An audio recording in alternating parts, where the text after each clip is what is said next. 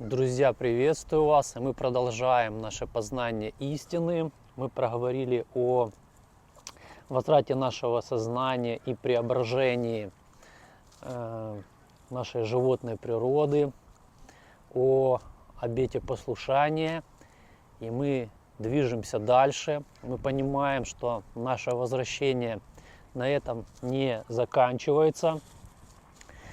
И вот наш, скажем так, адепт, человек, устремляющийся к своей истинной природе, воспринимает знание, состояние более высокого порядка, преобразив вот эту вот природу.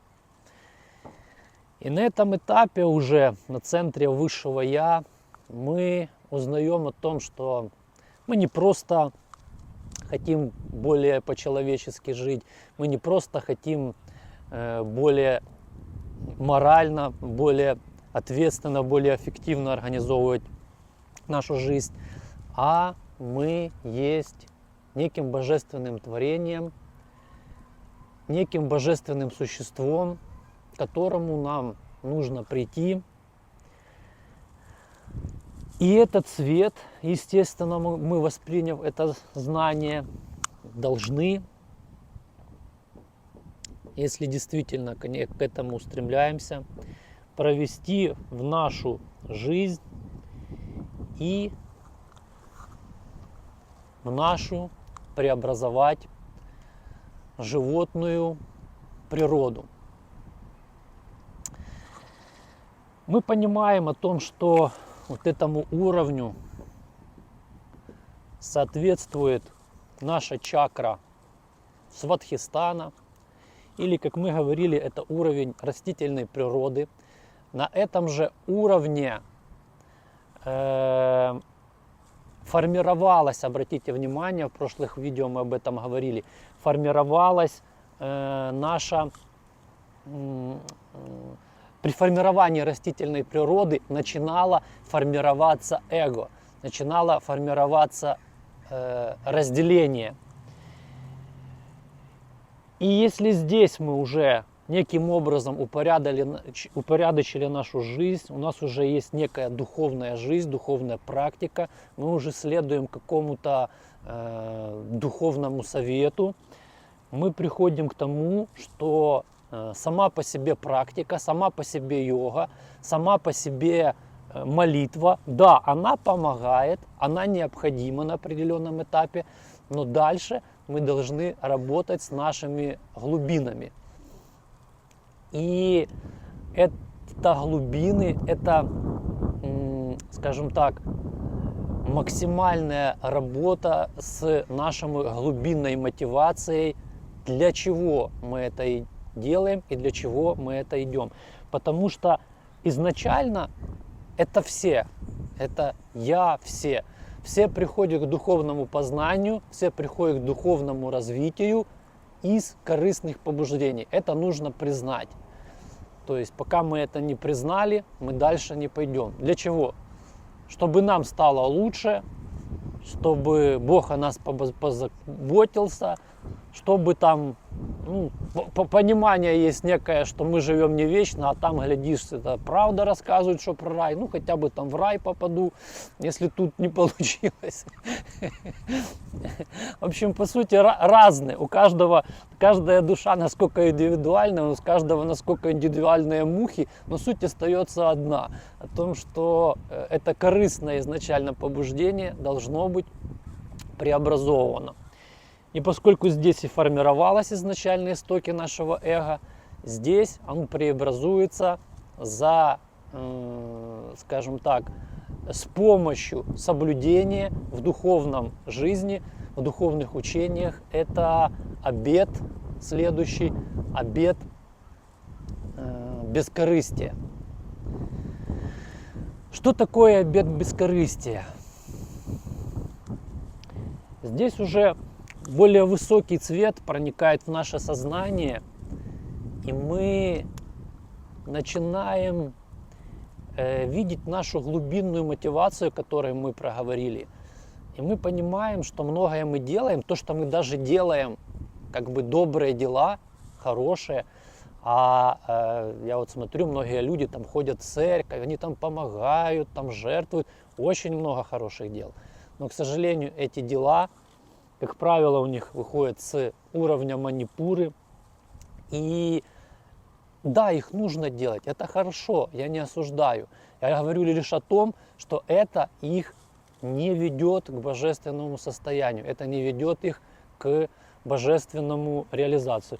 Да, свое, скажем так, положение в этом мире они улучшают, но преображение в божественном состоянии не происходит. А оно происходит по факту дальнейшей работы с нашей мотивацией, для чего мы это делаем. Для чего?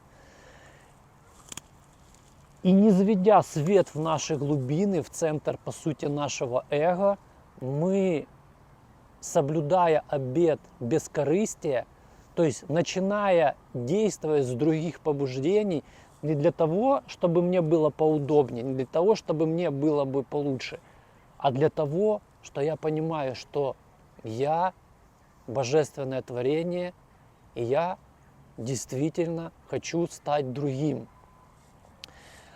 Здесь очень такой интересный момент нужно учесть. То, что если вы слышали, многие святые, особенно в христианском направлении, почему это тоже отдельная тема, потому что в других направлениях тоже есть святые, но там, скажем так, эта грань очень размыта, но сейчас тоже не об этом. Итак, многие святые говорили о том, что насколько я грешный, насколько я несовершенный. А при этом ко мне очень часто приходили люди на прием и так далее. Божественным сознанием там и не пахло. И они говорят: так я ж хороший человек. Я ж, смотри, я семья, я жертвую, милостыню даю, в церковь, десятину. Я хороший человек, говорит. Понимаете, почему это происходит? Потому что их сознание вот где-то вот здесь. Когда же сознание воспринимает вот этот свет, оно освещает эти глубины, и только тогда, когда свет туда проникает, человек действительно понимает, насколько его мотивация корыстна, насколько она животна, и преобразовывая его, человек способен воспринять и выразить еще более высокий божественный свет. Потому что взять этого хорошего, щедрого человека, который там говорит, что так я ж, смотри, я же никого не граблю, ничего. Поставить ее в другие условия жизни, и там полезет просто животная природа, просто животное. И, к сожалению, люди это не понимают, но мы-то это уже понимаем, и мы к этому движемся.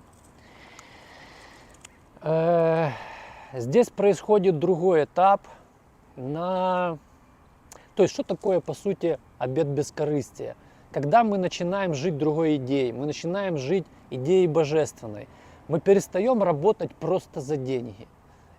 Обратите внимание, я не говорю, что нам не нужны деньги, потому что мы живем в материальном мире, и нам нужно решать какие-то наши материальные задачи. Пока это тело живо, оно зависит от материального мира, пока оно не преображено, у него есть потребности, которые нужно закрывать.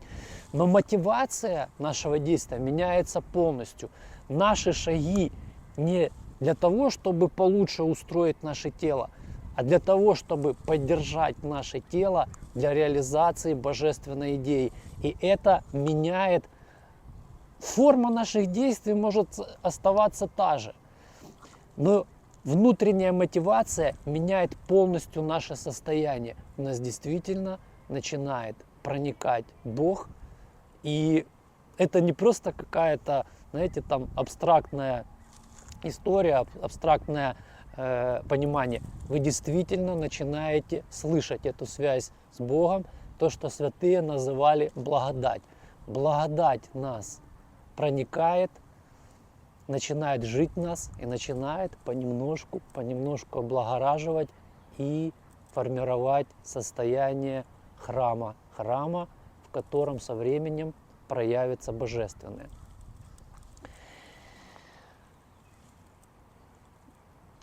Мы сказали, что на уровне физического мира мы начинаем жить из идеи божественного, не для просто получения прибыли там и так далее. Но мы также должны вспомнить о том, что на уровне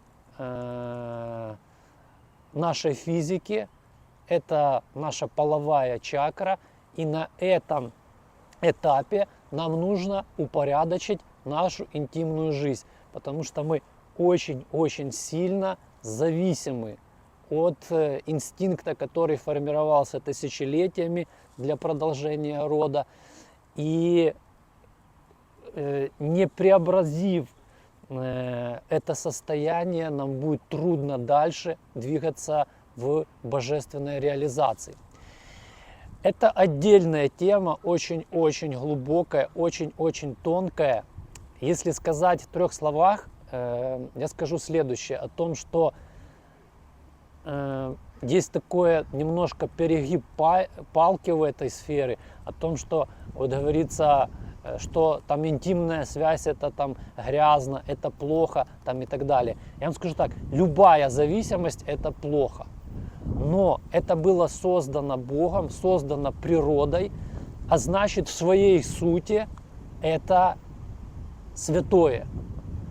Но, как и вокруг всего остального, то, что мы говорили, которое по сути является инструментом божественного, вокруг него сколько налепилось всякого подсознательного, бессознательного и искаженного понимания, что это святое там затерялось.